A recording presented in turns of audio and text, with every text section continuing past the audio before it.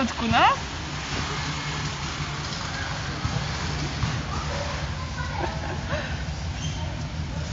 Usiądź pupcią, Olek.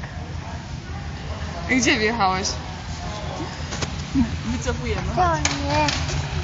Cofamy. Usiądź pupcią. No. No i dawaj. Hop. No tak właśnie, no. Do mamy. Do mamy, Olek. Słyszysz? Wycofaj. Umiesz cofnąć? Chodź. Do tyłu. Cofaj. I tutaj idź, no, złap się. I jedz. O, proszę. Myślisz? Radzisz sobie już. No właśnie tak.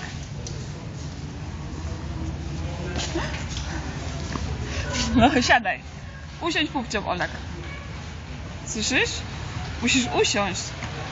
Olcio. Usiądź, o.